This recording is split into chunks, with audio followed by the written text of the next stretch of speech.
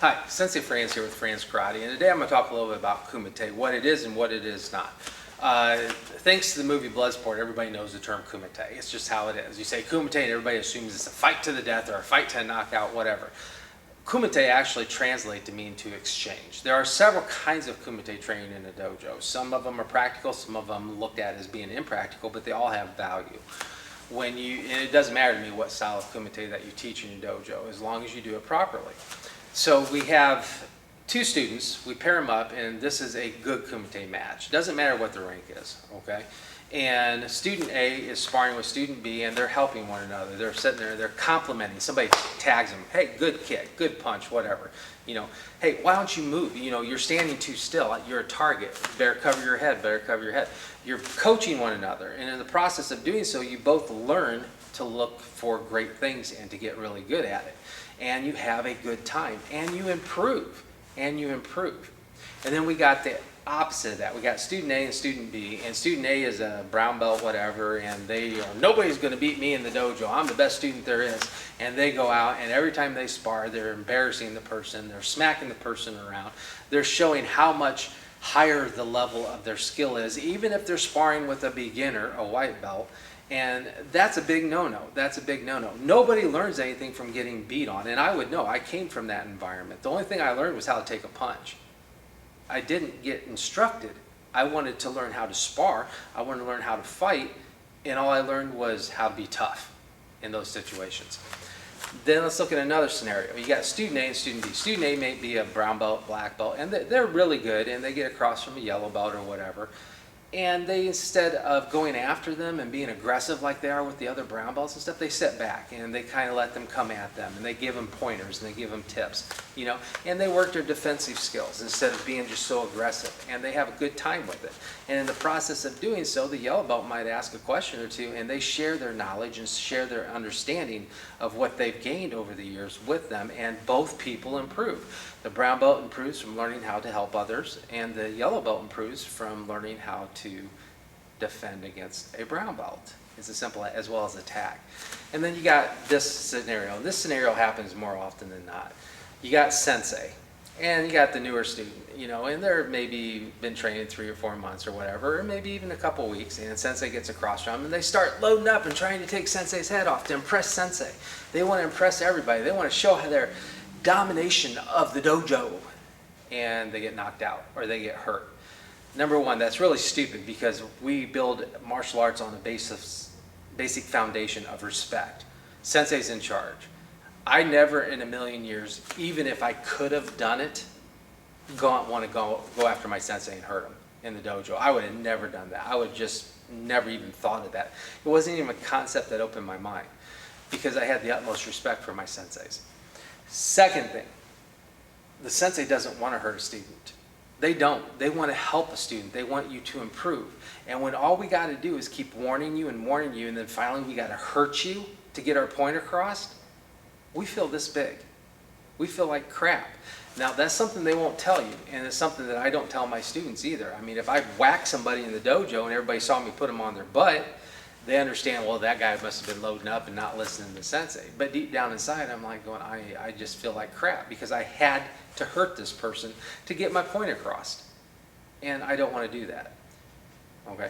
So if you're a beginner, soak everything you can in from the higher ranks and the black belts if you're getting across from them. That's so vital. Don't load up and don't go in. It's not a street fight. We're not here to impress anyone. We're not here to use our ego and fight from that lack of control and lack of focus. Because when you do that, you're going to make a mistake. The black belts see it, they capitalize on it, and you get hurt. Be smart, be wise. It's called learning. It's not called proving yourself. Okay? I am more impressed with a student who proves themselves after 4 or 5 years of training with me by being consistent coming to class, working really hard every time they're in the dojo, and helping out with the dojo than I ever will be from a student who can kick somebody's ass. Plain and simple. Okay? And then when you're looking in terms of teaching Kumite in your dojos, this is where I hear, oh, well, it's not practical if we do this. It's not practical if we do it. In my dojo, we really bang. We beat the hell out of each other and all that other stuff. Hey, more power to you.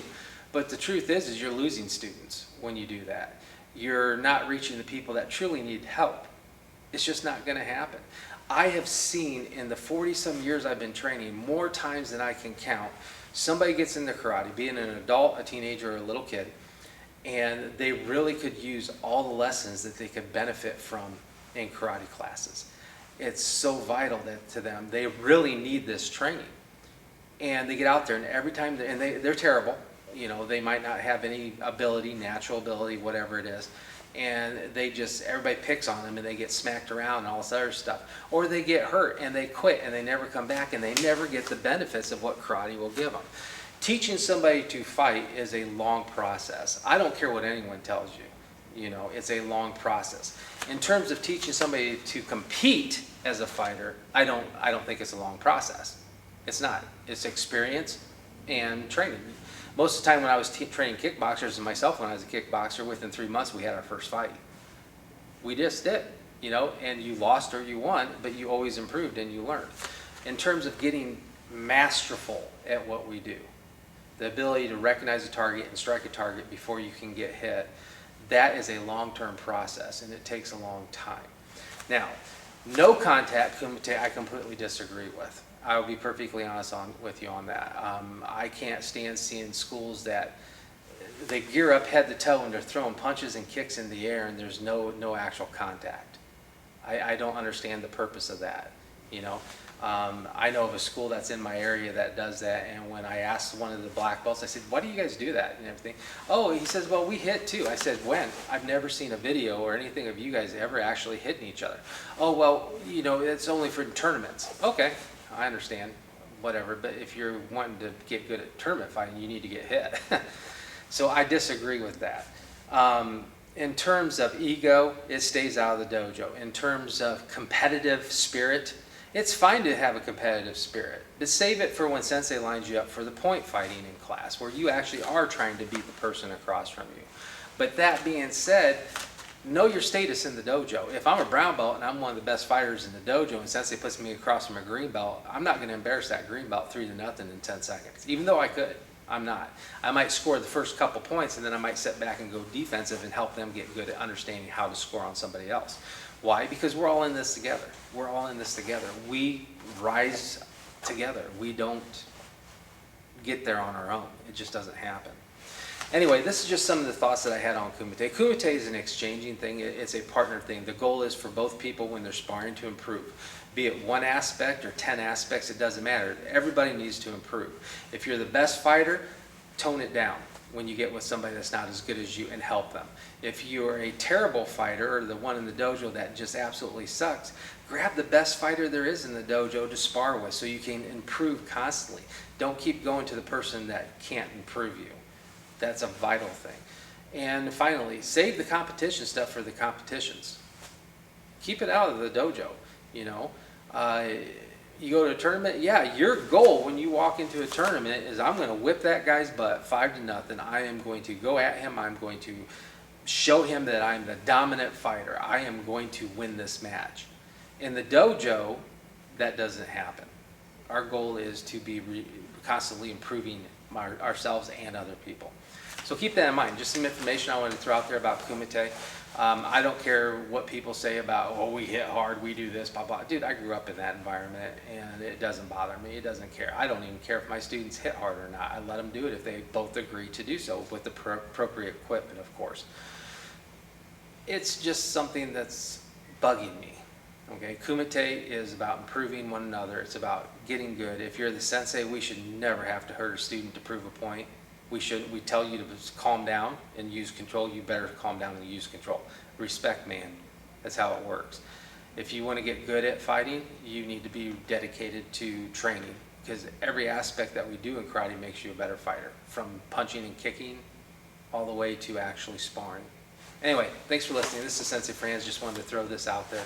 I hope some value of it comes to people. If it doesn't, I completely understand. I completely understand. Have a good day.